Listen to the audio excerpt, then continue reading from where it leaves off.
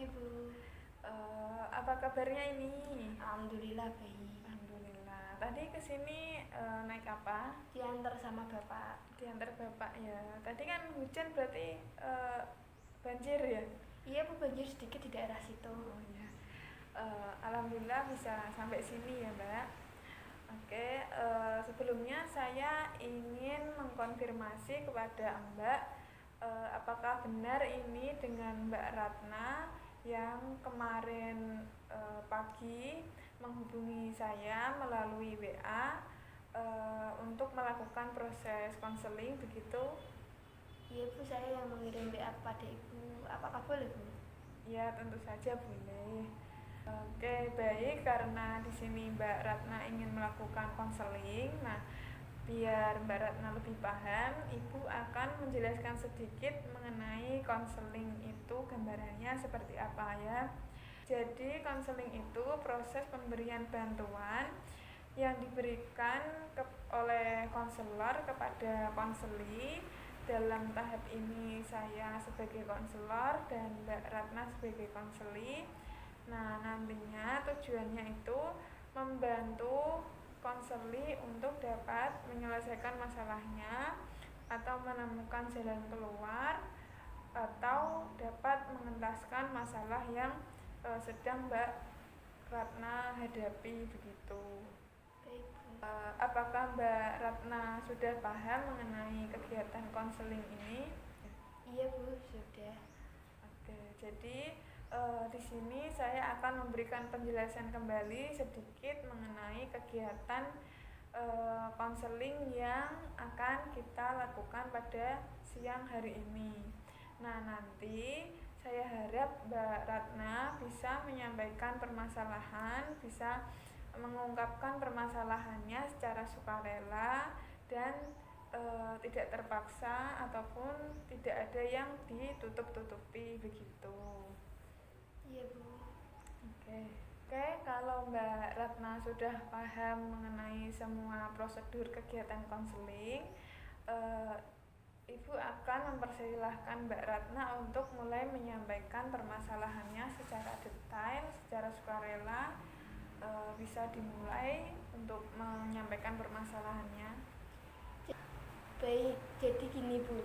Saya kan punya teman, sahabat deket gitu, Bu. Kemana-mana saya itu sama dia, mau nongkrong, mau jajan, mau belanja, apapun itu tuh sama dia, Bu. Bahkan saya itu satu sekolah terus sama dia dari TK, SD, SMP, SMA.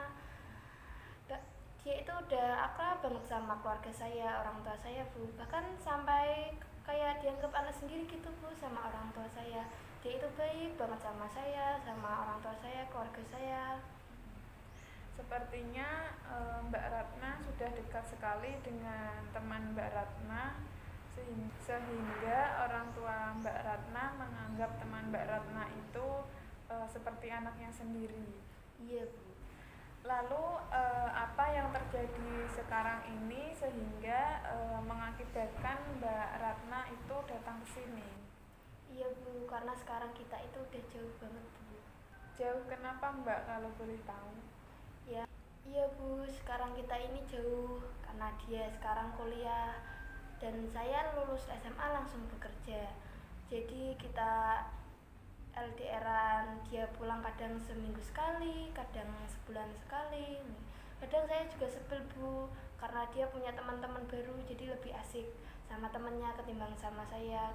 Kadang saya juga kayak cemburu gitu, Bu, kalau dia memposting foto sama temen-temennya, temen barunya, kayak ngelupain saya gitu, Bu. Berarti itu termasuk sahabat Mbak Ratna ya, karena sudah dekat dengan orang tua gitu. Iya, Bu. Oke, agaknya Mbak Ratna juga pengen fotonya diposting oleh sahabatnya, sehingga dia membuat Mbak Ratna itu merasa sebel begitu. Iya, Bu, karena kan dulu dia sahabat saya, Bu, deket banget sama saya, Bu.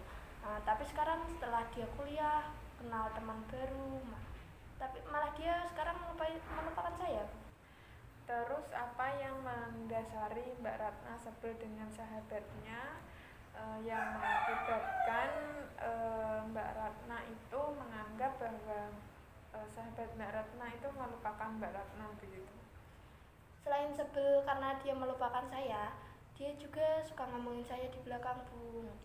Saya tahu sih dari teman saya, teman deket dia juga, satu kampus, satu kuliahan, tapi teman dia masih mau temenan sama saya gitu, Bu. Rupanya sahabat Mbak Ratna selain menjauh juga ngomongin Mbak Ratna di belakang begitu ya? Iya, Bu. Ngomonginnya itu yang seperti apa sehingga membuat Mbak Ratna menjadi jauh dengan sahabatnya sekarang ini? Ngomongin banyak, Bu, katanya kita udah nggak selevel karena dia kuliah, saya harus kerja. Terus kata dia juga pakaian saya cupu, kampungan, kurang kurang stylish gitu, Bu, kalah jauh sama dia gitulah, Bu, karena ya beda ya, Bu, orang dia kuliah, saya kerja, banting tulang. Oke, kedengarannya Mbak Ratna sakit hati sekali dengan omongan sahabatnya ya. Iya, Bu, saya sangat sakit hati dengan omongan dia. Selain itu dia juga tidak bisa menjaga rahasia, Bu. Dulu kan saya pernah cerita ke dia kalau saya itu suka sama teman cowok kita satu kelas. Terus waktu acara mau wisuda dia cerita sama teman-teman kalau aku tuh suka sama cowok itu, Bu. Jadi ya gitu, saya kan malu jadinya. Oh, rupanya Mbak Ratna juga merasa dikhianati atas kepercayaan yang Mbak berikan kepada sahabat Mbak Ratna begitu ya? Iya, Bu.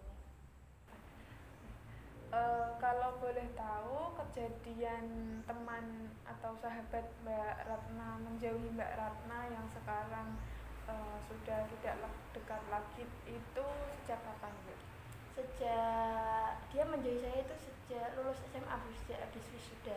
Karena sejak dia menceritakan rahasia saya ke teman-teman, saya juga agak menghindari menjaga jarak dengan dia, Bu. Tapi saya masih punya kontaknya, Bu, tapi tidak berkomunikasi sama sekali, hanya sebatas lihat-lihat postingan doang, tidak ada chat atau seperti komunikasi seperti dulu lah, Bu, gitu. Berarti kamu di sini juga merasa kecewa dan marah atas perlakuan sahabat kamu yang menyebarkan rahasia kamu ke teman-teman lainnya begitu ya? Iya, Bu. Lalu apa sih perasaan kamu ketika sahabat kamu itu mempermalukan kamu di depan teman-temannya, di depan teman-temanmu mengenai rahasia kamu, dan perasaan kamu ketika melihat sahabatmu sudah memiliki teman baru di kampus? Oh, begini nih. Yang jelas saya sakit hati dengan perkataannya, dengan perbuatannya. Padahal dulu kita berjanji buat bareng-bareng terus.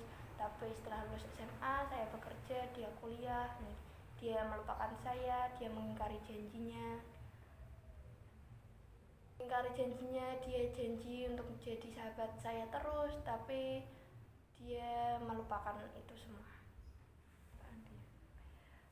Jadi berarti kamu juga sakit hati atas perkataan dia yang dahulu yang berjanji untuk akan menjadi sahabat kamu selamanya begitu ya? Iya, Bu, saya sangat sakit hati sekali lah, Bu. Perkataannya dulu tidak ada yang benar sama sekali, Bu. Oke, terus? Iya, Bu, saya sangat kesal sekali dengan dia atas semua perbuatan dia, omongan dia, tapi dia tidak merasa bersalah, tidak ada